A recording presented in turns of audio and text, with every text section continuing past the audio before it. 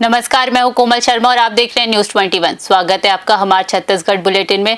शुरुआत करते हैं खबरों की। राजधानी के अंबुजा मॉल ग्राउंड में छत्तीसगढ़ सिख संगठन लेडीज विंग ने पारंपरिक लोहड़ी महोत्सव 2026 का भव्य आयोजन किया। हजारों सिख परिवार इस पारिवारिक उत्सव में शामिल हुए और बच्चों के भांगड़ा गिद्धा ने माहौल को रंगीन बना दिया। कार्यक्रम की शुरुआत गुरुओं के स्मरण से हुई और पंजाबी सिंगर कमलजीत सिंह की प्रस्तुति ने समा बांध दिया। मुख्य अतिथि छत्तीसगढ़ स्टेट क्रिकेट संघ के संरक्षक सरदार बलदेव सिंह भाटिया, अतिथि गुरुचरण सिंह होरा, कांग्रेस नेता मलकीत सिंह गेंदू, पूर्व विधायक कुलदीप जुनेजा, सिख समाज के अध्यक्ष सुखबीर सिंह सिंघोत्र सहित कई गणमान्य उपस्थित रहे। होरा ने लोहड़ी को प्रेम, भाईचारे और नई शुरुआत का प्रतीक बताते हुए परंपराओं को संजोने का आह्वान किया। महोत्सव में सोहोनी जोड़ी, मिस कौर, मिस्टर सिंह, सुखा मुंडा जैसी प्रतियोगिताएं हुई। विजेताओं को नगद पुरस्कार के साथ वॉशिंग मशीन, टीवी और डायमंड रिंग दिए गए। नवविवाहितों और नवजात शिशुओं को आशीर्वाद मिला। पंजाबी भोजन ने उत्सव में चार चांद लगाए। कार्यक्रम में सांस्कृतिक एकता का सुंदर संदेश दिया गया। रायपुर से ब्यूरो रिपोर्ट।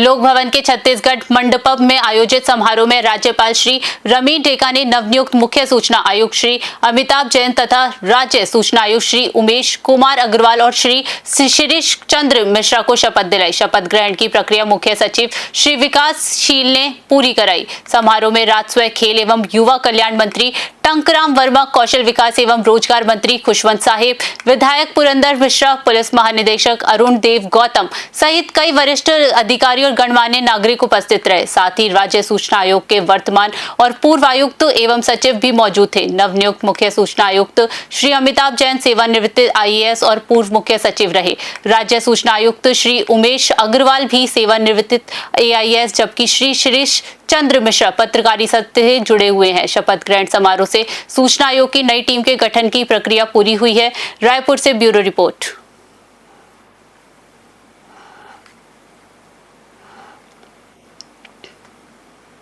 मनेन्द्रगढ़ में कांग्रेस ने कलेक्टर के खिलाफ जोरदार प्रदर्शन किया। इसमें कोरबा लोकसभा सांसद ज्योत्सना महंत, पूर्व विधायक गुलाब कमरो, पूर्व विधायक विनय जायसवाल और NSUI प्रदेश अध्यक्ष नीरज पांडे सहित कई वरिष्ठ नेता और कार्यकर्ता शामिल रहे। प्रदर्शन के दौरान गुलाब कमरो ने कलेक्टर पर लगातार भ्रष्टाचार करने और जनता को गुमराह करने का आरोप लगाया और भाजपा सरकार से मांग की कि कलेक्टर को तुरंत हटाया जाए।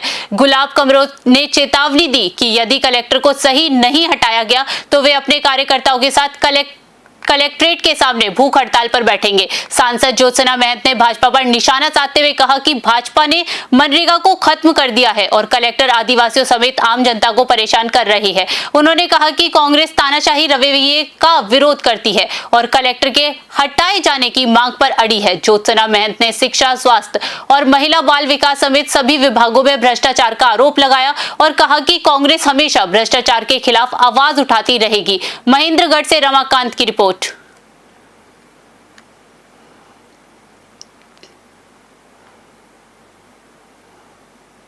खबर रायपुर से है, जहां मुहाला मानपुर अंबागढ़ चौकी की ग्राम पंचायत करमरी में VBG राम जी के अंतर्गत जागरूकता कार्यक्रम आयोजित किया गया। ग्रामीणों ने मानव श्रृंखला बनाकर आत्मनिर्भर गांव विकसित भारत का संदेश दिया। कार्यक्रम में कन्वेंस आधारित आजीविका डबरी जैसी कृषि, मछली तालाब निर्माण कार्यों का अवलोकन किया गया, जो कृषि, उद्यानिकी, क्रेडा और वन विभाग की समन्वित कार्य योजना के तहत संचालित है।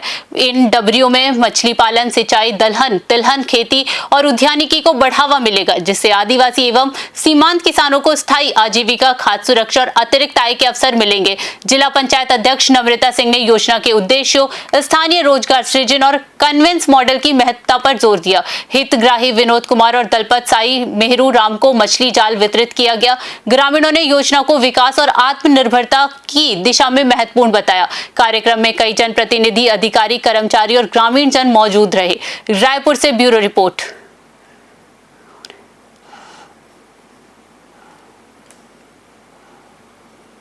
खबर रायपुर से है, जहां तंबाकू के दुष्प्रभाव रोकने और शैक्षणिक संस्थानों को तंबाकू मुक्त बनाने के उद्देश्य से TOFEI दिशा निर्देशों पर आधारित राज्य स्तरीय प्रशिक्षण एवं संवेदीकरण कार्यशाला सर्किट हाउस में आयोजित की गई। कार्यक्रम का आयोजन NTCP सेल के सहयोग से किया। मुख्य वक्ता संचालक स्वास्थ्य सेवाएं संजीव झा ने तंबाकू नियंत्रण को जन स्वास्थ्य की प्राथमिकता बताते हुए विभागीय सहभागिता पर जोर दिया। कार्यशाला का परिचय डॉक्टर के सहारे ने दिया और सभी प्रतिभागियों ने तंबाकू नियंत्रण हेतु सामूहिक शपथ ली। NHM मिशन संचालक रणवीर शर्मा ने तंबाकू नियंत्रण के दीर्घकालिक लाभों पर बल दिया। संचालक डॉक्टर SS पामभोई ने प्रशिक्षण की उपयोगिता रेखांकित की। NTCP की प्रगति की जानकारी डॉक्टर आनंद वर्मा ने दी, जबकि TOFEI दिशा निर्देशों पर चर्चा तंबाकू नियंत्रण विशेषज्ञ संजय नामदेव ने की। कार्यक्रम में COTPA की धाराओं की जानकारी और जिला स्तर पर TOFEI क्रियान्वयन अनुभव साझा किए गए। रायपुर से ब्यूरो रिपोर्ट।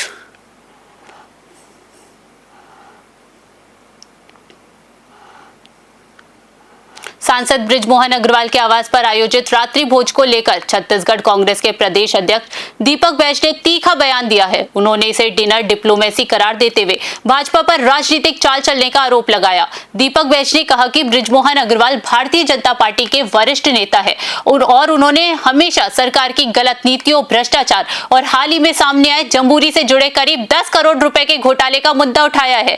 PCC चीफ ने दावा किया कि इन मामलों के कारण सरकार कहीं ना कहीं बैकफुट पर आई है। ऐसे में दिल्ली में बृजमोहन अग्रवाल के निवास पर मुख्यमंत्री समेत तमाम नेताओं का एक साथ भोजन करना महज औपचारिक मुलाकात नहीं, बल्कि सोची समझी राजनीतिक रणनीति का हिस्सा है। रायपुर से ब्यूरो रिपोर्ट। कि जिला शिक्षा अधिकारी के कार्यालय में आग लग जाता है।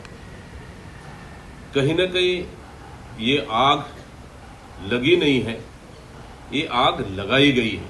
वो इसलिए क्योंकि जिला शिक्षा अधिकारी के ऑफिस में कई तरह के फाइलें आप देख लीजिए, मध्याह्न भोजन से लेकर उनकी ट्रांसफर पोस्टिंग से लेकर युक्ति युक्तकरण से लेकर फिर कई अर्ध शासकीय संस्थाओं को अनुदान देने का रहता है। तो इस तरह से ऐसे कई मामले हैं जो विभाग के अंदर जो चलती है, और कई ऐसे भी है जो वित्तीय संबंधित भी फाइलें रहती है। तो कहीं ना कहीं ये बड़ी गड़बड़ी थी कि जिला शिक्षा अधिकारी के कार्यालय में आग लग जाता है। कहीं ना कहीं ये आग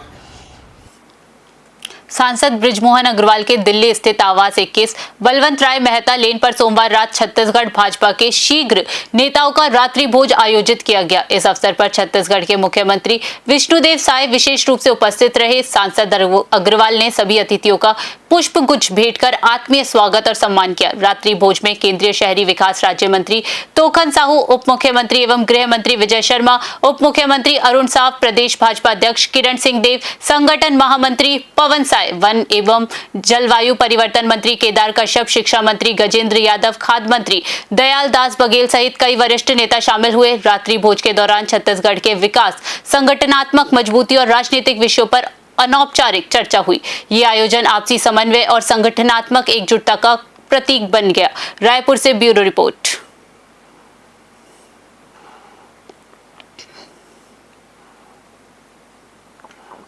भारतीय जनता पार्टी के नवनिर्वाचित राष्ट्रीय अध्यक्ष के रूप में नितिन नबीन ने के नाम की घोषणा होते ही रायपुर सहित पूरे छत्तीसगढ़ में भाजपा कार्यकर्ताओं में जबरदस्त उत्साह देखने को मिला। कार्यकर्ताओं ने ढोल नगाड़ों के साथ आतिशबाजी कर खुशियां मनाई और एक दूसरे को मिठाइयां खिलाकर जश्न मनाया। पार्टी कार्यालय और प्रमुख चौक चौराहों पर माहौल नजर आया। इस अवसर पर रायपुर शहर से भाजपा नेता एवं महामंत्री तुषार चोपड़ा ने कहा कि भारतीय जनता पार्टी देश की एकमात्र ऐसी पार्टी है जो एक सामान्य कार्यकर्ता को भी संगठन की सर्वोच्च जिम्मेदारी सौंपने की क्षमता रखती है। उन्होंने नितिन नबीन को बधाई देते हुए कहा कि उनका नेतृत्व पार्टी को और मजबूत करेगा। तुषार चोपड़ा ने कहा कि भाजपा सबका साथ सबका विकास के मूल मंत्र के साथ निरंतर आगे बढ़ रही है और केंद्र व राज्यों में जन कल्याणकारी नीतियों के माध्यम से देश के विकास के लिए काम कर रही है। उन्होंने विश्वास जताया कि नए राष्ट्रीय अध्यक्ष के नेतृत्व में पार्टी संगठनात्मक रूप से और सशक्त होगी तथा आगामी चुनौतियों का मजबूती से सामना करेगी। रायपुर से ब्यूरो रिपोर्ट।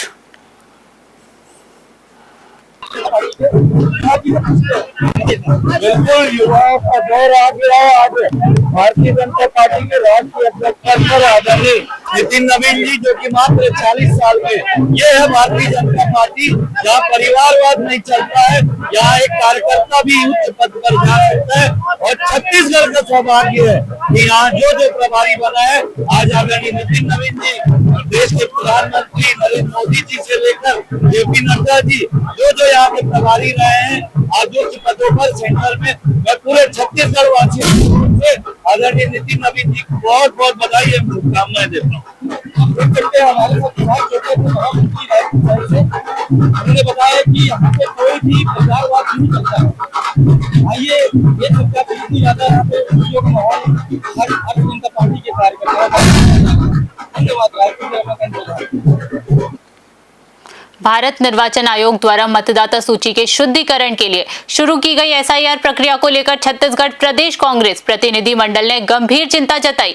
कांग्रेस ने कहा कि वर्तमान में दावा आपत्ति की समय सीमा अत्यंत कम है, जिससे बड़ी संख्या में पात्र मतदाता नाम जुड़वाने या त्रुटि सुधार से वंचित रह सकते हैं। विशेषकर ग्रामीण, आदिवासी, दूरस्थ और पिछड़े क्षेत्रों से जागरूकता, दस्तावेजों की कमी, तकनीकी दिक्कतों और ऑनलाइन प्रक्रिया की जटिलताओं के कारण लोग आवेदन नहीं कर पा रहे। कांग्रेस का आरोप है कि बस्तर सहित प्रदेश भर में अनुसूचित जाति, आदिवासी, अल्पसंख्यक और गरीब मजदूर वर्ग को निशाना बनाकर सत्ताधारी दल द्वारा सुनियोजित तरीके से फॉर्म भरवाने की शिकायतें मिली है। सलवा जुडुम से विस्थापित लोग, बाहर मजदूरी करने गए गरीब श्रमिक और उड़ीसा गए मजदूरों के लिए विशेष प्रक्रिया की मांग दोहराई गई है। कांग्रेस ने आयोग से एसआईआर की अंतिम तिथि बढ़ाने का आग्रह करते हुए कहा कि इससे मतदाता सूची अधिक समावेशी और त्रुटि रहित बनी रहेगी तथा लोकतांत्रिक प्रक्रिया मजबूत होगी। रायपुर से ब्यूरो रिपोर्ट। अभी हम मौजूद है निर्वाचन आयोग के सामने में और आप देख सकते हैं कि यहाँ पे कांग्रेस के लोग, कांग्रेस के एक उच्च दल जो लोग एसआईआर में जो प्रक्रिया हो रही है उसमें गड़बड़ी या परेशानी के चक्कर में यहाँ पे आए हैं और अभी निर्वाचन आयोग में इसके लिए ज्ञापन देंगे। कुछ ही देर में ये जो ये पूरे लोग हैं, मैं आपको दिखाता हूँ आगे से, जितने लोग हैं ये अभी जाएंगे और जो अभी यहाँ पे ज्ञापन दिया जाए जी है और वो अभी बताएंगे कि क्या हो रहा है एसआईआर के मामले में। सर, आपने जैसे बताया कि मृतकों का नाम, जो जीवित व्यक्ति है उनको मृतक घोषित करके उनका नाम काटा जा रहा है, तो ये क्या कर रहे हैं बीजेपी सरकार एसआईआर के नाम पे? देखिए, एसआईआर के नाम से जितनी बड़ी माहौल बनाई गई थी जी, अब वो फिर से मतदाता सूची का प्रकाशन किया गया इनके द्वारा। हजारों लोग जो जिनकी मृत्यु हो चुकी है जी, उनका नाम फिर से मतदाता सूची में। अब प्रश्न इस चीज का है कि इसमें दावा आपत्ति करेगा कौन? भाई, जिसके घर में मृत्यु हुई है दावा आपत्ति वो करेगा। वो नहीं कर रहा है तो इनके पास कोई ऑप्शन नहीं है। ये कहते फॉर्म नंबर 7 भरो, तो फॉर्म नंबर 7 तो भरेगा कौन? इस प्रश्न का उत्तर इनके पास है ही नहीं। तो आखिर इसका सुधार करेगा कौन, ये अंत तक नहीं बता पाई है। ऐसे हजारों की संख्या है। तो कुल मिलाकर के एसआईआर का काम जो गंभीरता से होना चाहिए था, उसमें कहीं ना कहीं धरातल में आकर के इनको काम करना पड़ेगा। जो इस प्रकार के कृत्य किए हैं उनके पर कार्रवाई भी सुनिश्चित करनी चाहिए। जिस तरह से देखा जा रहा है कि बार बार बीजेपी द्वारा ऐसा कृत्य किया जा रहा है, एसआईआर में लाखों का नाम काटा जा रहा है, लोगों का नाम काटा जा रहा है। कांग्रेस पार्टी जो आपकी है वो बार बार इसके लिए निर्वाचन आयोग को, चाहे ऊपरी लेवल में हो, इसके लिए बार बार आवाज उठा रही है, पर उसके बाद भी ऐसा कृत्य किया जा रहा है। तो आगे जाके क्या सोच सकते हैं कि कांग्रेस पार्टी इसके लिए एक बड़ा आंदोलन करेगी? नहीं, देखिए, हमारे पास तथ्यात्मक प्रमाण है। अगर ज्यादा होगा तो हम हाई कोर्ट भी जाएंगे, सुप्रीम कोर्ट भी जाएंगे। लेकिन अब हर चीज के नाम से धरना प्रदर्शन आंदोलन क्या होता है? भाई, भारतीय जनता पार्टी निर्वाचन आयोग के कंधे में रख के बंदूक चला रही है, इस चीजों को बर्दाश्त नहीं करेंगे। तो हमारे साथ अभी प्रमोद दुबे जी, उन्होंने बताया कि किस तरह से भाजपा सरकार जो है लोगों का वोटर लिस्ट से नाम हटा रही है, एसआईआर के नाम पे घोटाला किया जा रहा है, जीवित व्यक्ति को मृत घोषित किया जा रहा है और इसके लिए बार बार कांग्रेस पार्टी जो है मुद्दे को उठा रही है। आगे भी हम देखेंगे कि ये मुद्दा कहां तक जाते हैं। क्या आज मुख्य निर्वाचन आयोग में जो कांग्रेस पार्टी ने ज्ञापन दिया है उसको देने के बाद क्या इसमें कुछ सुधार किया जाएगा कि कुछ समय बढ़ाया जाएगा, ये आगे देखने की बात होगी। किस प्रकार जिंदा आदमी को किस प्रकार मार दिया जाता है। एसआईआर की जो घपला आप देख रहे हैं कि इनको मतदाता सूची में मृत घोषित कर दिया गया है। सलीम जी हमारे साथ हैं, बताइए सलीम जी आपके साथ किस प्रकार से जो चली आ रही है कि एक जिंदा आदमी को मृत घोषित कर दिया जा रहा है, आपके अधिकार को खत्म ही कर दिया जा रहा है। ये तो अधिकारी लोग ही बताएंगे जो इस कार्य को देख रहे हैं। हमारा काम था फॉर्म भरने का, फॉर्म भर के जमा करने का। हमने अपना कर्तव्य का पालन किया। जो फॉर्म भरना था, जो प्रक्रिया थी, उसका पालन करने के बाद हमारे को, मेरी श्रीमती, मेरे बेटे को सब चीजें ओके कर दिया गया, लेकिन मुझे मृत घोषित कर दिया गया। जिससे कुछ दिन बाद बीएलओ मैडम का मेरे को फोन आया कि आपको मृत घोषित किया गया है, तो आपको थोड़े डॉक्यूमेंट्स वगैरह लेके आने पड़ेंगे। तो मैं डॉक्यूमेंट्स लेकर के सब जमा कराया, जिसमें मेरा जन्म प्रमाण पत्र था, जिसमें मेरा स्कूल का ट्रांसफर सर्टिफिकेट था, और 96 से मैं जो पासपोर्ट रिन्यूअल कराता आ रहा हूँ, पासपोर्ट की पुरानी कॉपियां भी लेके गया था, आधार कार्ड, वोटर कार्ड सब लेके गया। तो बोले ठीक है, हो जाएगा। उसके बाद एक बार फिर मुझे आया फोन कि आपका एक लाइव फोटो होगा जोन 4 में। तो मैं लाइव फोटो भी खिंचाने चला गया, फिर वही चीजें हो गई। उसके बाद कल वापस फिर मुझे आया कि अभी भी आपका सुधार आया नहीं, अभी भी आप पूछे। तो कल मैं फिर जोन 4 में गया और फिर मैंने वापस वही निवेदन किया कि सर कि मैं जिंदा हूँ, और मैं जिंदा हूँ कि मेरे को बताने के लिए कितने पेपर्स की जरूरत पड़ेगी, क्योंकि मुझे मतदाता सूची में मेरा नाम चाहिए। जिंदा होने के लिए कितना लड़ना पड़ रहा है आपको, और बार बार मतलब ये जीता जागता इंसान को देखते हुए भी मतलब ये बिल्कुल भी उनको यकीन नहीं हो रहा कि आप जीवित हैं, और इनको बार बार आप जितने डॉक्यूमेंट्स उनको दे रहे हैं उनको अभी भी कम पड़ रहा है कि और भी डॉक्यूमेंट्स लाइए। इसके लिए आप किसको बोलना चाहेंगे, किसको मतलब दोष देना चाहेंगे? मैं जो कार्य कर रहे हैं, जो इस अधिकारीगण है, जो सारी प्रक्रिया को देख रहे हैं, उनको बोलूंगा। जीतना तो मुझे जिंदा रहने के लिए तकलीफ नहीं हुई, जीतना जिंदा हूँ बताने के लिए तकलीफ हुई। आप देख सकते हैं कि किस प्रकार एसआईआर में जो जिस तरीके का घपला हो रहा है कि एक जीवित व्यक्ति को मृत घोषित ही कर दिया जा रहा है। अब आगे कितने सारे ऐसे चीजें हैं जो बाकी है और तथ्य अभी और निकल के आएंगे, इसे आगे देखते हैं। छत्तीसगढ़ बुलेटिन में फिलहाल के लिए इतना ही। देश दुनिया की बड़ी खबरों के लिए बने रहिए न्यूज़ 21 पे। नमस्कार।